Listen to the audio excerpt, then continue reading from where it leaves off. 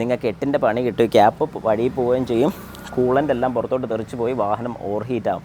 നിങ്ങളിത് ചെക്ക് ചെയ്യുന്നതൊക്കെ എപ്പോഴും നല്ലതാണ്. പക്ഷേ ചെക്ക് ചെയ്യുന്ന സമയത്ത് ഈ ഒരു കാര്യം നിങ്ങൾ ശ്രദ്ധിച്ചോണം. അതായത് പോർഷൻ്റെ ഇതാണ് ഫുള്ളെന്ന് പറയുന്നത്, ഇത് ഫുള്ളും ഇതിൻ്റെ താഴെ കാണുന്ന ഇതാണ് ലോ. നമസ്കാരം, ഞാൻ രാകേഷ് എം ജി. നമ്മുടെ വാഹനത്തിൽ കൂളൻ്റ് ഫില്ല് ചെയ്യാൻ വേണ്ടി, അതായത് കുറവുണ്ട് എന്ന് നോക്കിയതിന് ശേഷം നമ്മൾ ഫില്ല് ചെയ്യുന്നത് റിസർവ് ടാങ്കിൽ ഫില്ല് ചെയ്യണോ, അതായത് നമുക്കൊരു സബ് ടാങ്ക് ആയിട്ട് വരുന്ന റിസർവ് ടാങ്കിൽ ഫില്ല് ചെയ്യണോ, അതോ ഈ പറയുന്ന റേഡിയേറ്റർ ടാങ്കിൽ ഫില്ല് ചെയ്യണോ? ഇങ്ങനൊരു സംശയം പലർക്കും മനസ്സിലുണ്ട്. അതുപോലെ ഒരു സംശയം എൻ്റെ ഒരു സബ്സ്ക്രൈബർ ചോദിച്ചിരിക്കുന്നത് പ്രസൂണാണ് ചോദിച്ചിരിക്കുന്നത്. പ്രസൂൺ 999 ആണ് ചോദിച്ചിരിക്കുന്നത്. ചോദ്യം ഇങ്ങനെയാണ്: അപ്പോൾ കൂളൻ്റ് ഫില്ല് ചെയ്യുന്നത് റിസർവ് ടാങ്കിലാണോ അതോ റേഡിയേറ്റർ ക്യാപ്പ് തുറന്നാണോ? ഇത് ശരിക്കും പറഞ്ഞൊരു കൂളൻ്റ് റിലേറ്റഡ് ആയിട്ടുള്ളൊരു വീഡിയോയ്ക്ക് വന്നിരിക്കുന്നൊരു കമൻറ്റാണ്. ശരിക്കും പറഞ്ഞു കഴിഞ്ഞാൽ നമ്മൾ വാഹനത്തിൻ്റെ കൂളൻ്റ് ചെക്ക് ചെയ്യേണ്ടത് എവിടെയാണെന്ന് ചോദിച്ചു കഴിഞ്ഞാൽ റിസർവ് ടാങ്ക് ആദ്യം നമ്മൾ ചെക്ക് ചെയ്ത് നോക്കുക. കാരണം റിസർവ് ടാങ്ക് ചെക്ക് ചെയ്യുന്ന സമയത്ത് പല വാഹനങ്ങളും റിസർവ് ടാങ്ക് കുറച്ചൊരു ഈ കാണുന്നതാണ് നമ്മുടെ റിസർവ് ടാങ്ക്. ഈ റിസർവ് ടാങ്കിൻ്റെ ഈ തൊട്ട് താഴെ വരുന്ന ഈ ഒരു പോർഷൻ്റെ ഇതാണ് ഫുള്ളെന്ന് പറയുന്നത്. ഇത് ഫുള്ളും ഇതിൻ്റെ താഴെ കാണുന്ന ഇതാണ് ലോ, അതായത് ലോയും ഹൈയും. ശരിക്കും പറഞ്ഞാൽ ഇതിൻ്റെ രണ്ടിൻ്റെ പോർഷൻ്റെ ഒരു തൊട്ട് താഴെ, ഫുള്ളിൻ്റെ തൊട്ട് താഴെയും ലോയിൻ്റെ താഴെ പോകാനും പാടില്ല. ഏകദേശം ഫുള്ളിന് തൊട്ട് താഴെ മാത്രം നമ്മുടെ വാഹനത്തിൻ്റെ കൂളൻ്റ് നിൽക്കാവുള്ളൂ.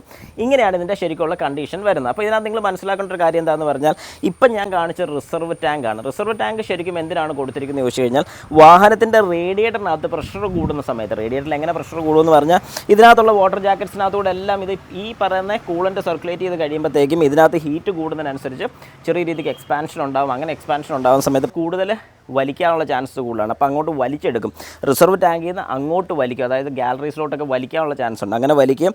ഇത് സ്രിങ്ക് ആകുന്ന സമയത്ത്, അല്ലെങ്കിൽ തണുക്കുന്ന സമയത്ത് ഇതിനകത്തുള്ള പ്രഷർ കൂടിയിട്ട് നേരെ റിട്ടേൺ ആയിട്ട് നമ്മുടെ റിസർവ് ടാങ്കിൽ വന്ന് നിൽക്കും. ഓക്കെ, ഇനി നമുക്ക് ചോദിച്ച ചോദ്യത്തിനുള്ള ഉത്തരം വരാം.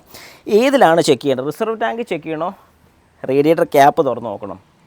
വാഹനത്തിൻ്റെ കണ്ടീഷൻ പോലെ ഇരിക്കും. അതായത് നിങ്ങൾ ചെക്ക് ചെയ്യുന്ന സമയത്ത് ഹീറ്റ് ആണെന്നുണ്ടെങ്കിൽ, അതായത് നമ്മുടെ വാഹനത്തിൻ്റെ റേഡിയേറ്ററൊക്കെ അല്ലെങ്കിൽ നമ്മുടെ വാഹനത്തിൻ്റെ എഞ്ചിൻ ഹീറ്റായിട്ടിരിക്കുന്ന ഒരു കണ്ടീഷൻ ആണെന്നുണ്ടെങ്കിൽ ഉറപ്പായിട്ട് നിങ്ങൾ ചെയ്യേണ്ട ഒരു കാര്യം എന്താണെന്ന് പറഞ്ഞാൽ, റേഡിയേറ്റർ ക്യാപ്പ് ഒരു കാരണവശാലും തുറക്കരുത്. അതായത് ഈ കാണുന്ന റേഡിയേറ്റർ ക്യാപ്പ് തുറക്കാൻ പാടില്ല. റിസർവ് ടാങ്ക് തുറന്ന് നോക്കുക, കുറവുണ്ടെങ്കിൽ ഫില്ല് ചെയ്യുക. ഡിസ്റ്റിൽഡ് വാട്ടർ മാത്രം ഫില്ല് ചെയ്യുക, ഒരു കാരണവശാലും പച്ചവെള്ളം ഫില്ല് ചെയ്യരുത്.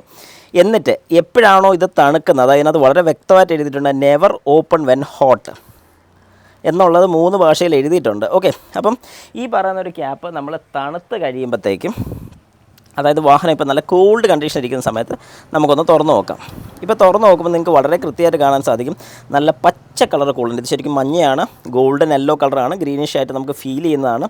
അപ്പോൾ ശരിക്കും ഇങ്ങനെ ഒരു കൂളൻ്റ് ലെവൽ ഇവിടം വരെ ഉണ്ടെങ്കിൽ ഒന്നും തന്നെ പേടിക്കേണ്ട കാര്യമില്ല.